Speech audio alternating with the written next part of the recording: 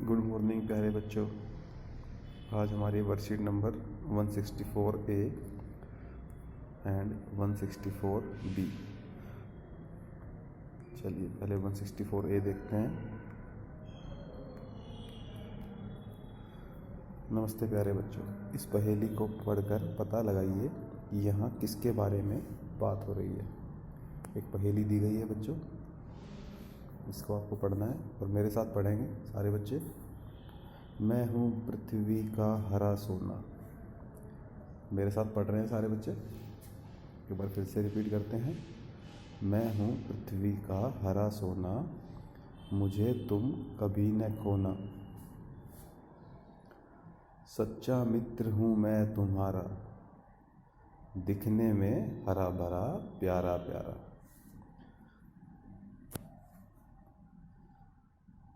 सही पहचाना आपने, यहाँ बात हो रही है पेड़ों के बारे में।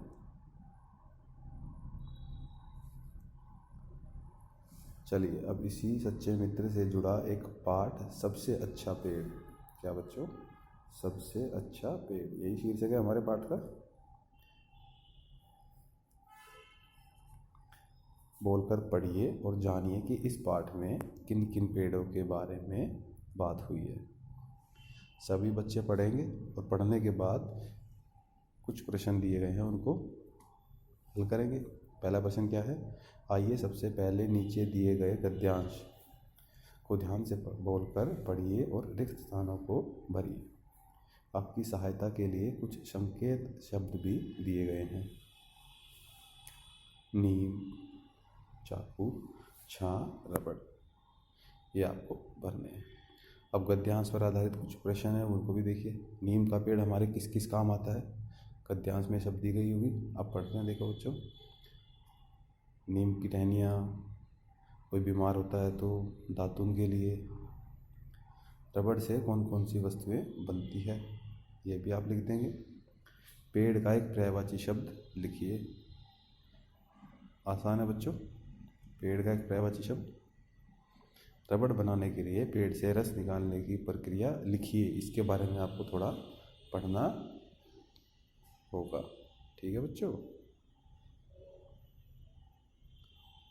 गद्यांश को एक बार फिर से पढ़िएगा ध्यान से। प्रश्न तो देखिए। पाठ में कुछ शब्दों के जोड़ों का प्रयोग किया गया है, जैसे मीठा मीठा। पाठ में से कुछ और शब्दों के जोड़े ढूंढकर लिखिए। प्रश्न 3 देखिए। पाठ के आधार पर दिए गए शब्दों की सहायता से खाली स्थान भरिए। प्रश्न 4 है, नीचे दिए गए शब्दों को ध्यान से पढ़िए और इसी प्रकार के अन्य शब्द खाली जगह में लिखिए। और प्रश्न 5, एक पौधा लगाइए और उसका एक प्यारा सा नाम रखिए। बच्चों, अगर संभव हो तो हमें पौधे लगाने चाहिए और एक पौधा आप सभी ज़रूर लगाएं। फिर उसके साथ अपनी फ़ोटो खींचकर या अपने प्यारे पौधे का चित्र बनाकर मुझे भेजिए, ठीक है बच्चों। अपने शिक्षक को भेजिए। और आप क्या कर सकते हैं बच्चों? पृष्ठ संख्या 140 पर जो कार्य पुस्तिका का पृष्ठ संख्या 140 है, उसको भी आप करेंगे। अभिभावक क्या करेंगे? चर्चा करें कि पेड़ों की लकड़ी हमारे लिए किस प्रकार से उपयोगी है। विभिन्न पेड़ों की लकड़ी के उपयोगों की सूची बनाने के लिए बच्चों को प्रेरित कीजिए। आइए अब हम देखते हैं अपनी वर्कशीट नंबर 164B, जो कि संबंधित है किससे? हमारे सब्जेक्ट EVS यूनिट 3 वाटर ओ वाटर। बच्चों, आशा है कि आप सभी ने पिछली कार्यपत्रिका में जल के विभिन्न स्रोतों, बच्चों लास्ट जो हमारी वर्कशीट आई थी मंडे को, जल के विभिन्न स्रोतों के बारे में हमने अच्छे से पढ़ लिया था। लेकिन क्या आप जानते हैं कि कई ऐसे स्थान भी हैं जहां पानी की बहुत कमी है, पानी जहां पर पीने योग्य नहीं है। इसी कारण स्थानों पर बारिश का पानी जमा करके इस्तेमाल में लाया जाता है।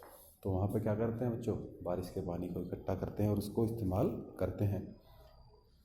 आप भी पानी का इस्तेमाल करते हैं ना बच्चों। ऐसा ही एक चित्र, प्रश्न एक देखिए बच्चों, ऐसा ही एक चित्र नीचे दिया गया है जिसमें बारिश के पानी को संरक्षित करके अलग अलग जगह इस्तेमाल किया जा रहा है। इसे ध्यान से देखते हुए क्रम अनुसार लिखिए कि चित्र में वर्षा का पानी संरक्षित करके किस प्रकार उपयोग में लाया जा रहा है। देख रहे हैं बच्चों, सबसे पहले पानी छत से कहाँ पर इकट्ठा किया, एक टैंक में, टैंक के बाद उसके छोटे टैंक में, उसके बाद वो तालाब में उसको आपने छोड़ दिया, है ना बच्चों।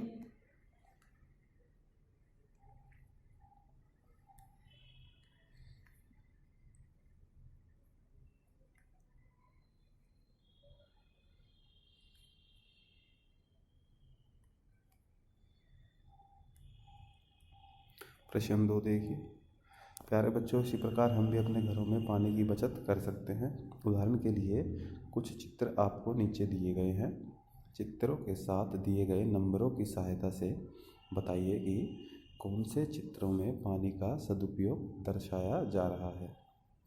साथ ही आप अपनी कॉपी में कारण भी लिखिए। सदुपयोग बच्चों यानी कि पानी का उचित इस्तेमाल कौन से चित्र में है और कौन से चित्र में नहीं है, दोनों बातें आपको लिखनी है। प्रश्न 3, दिए गए चित्र को ध्यान से देखिए और पहचान कर अपनी कॉपी में लिखिए कि इनमें से कौन कौन से बर्तन आपके घर में पानी के भंडारण के लिए उपयोग में लाए जाते हैं। ठीक है बच्चों। अभ्यास हेतु अभ्यास पुस्तिका की पृष्ठ संख्या 16 एवं 17 भी आप करेंगे। अभिभावक क्या कर सकते हैं, बच्चों के साथ चर्चा करें कि पानी की बचत करना अति आवश्यक है और हम घर पर पानी की बचत किस प्रकार कर सकते हैं। Thank you.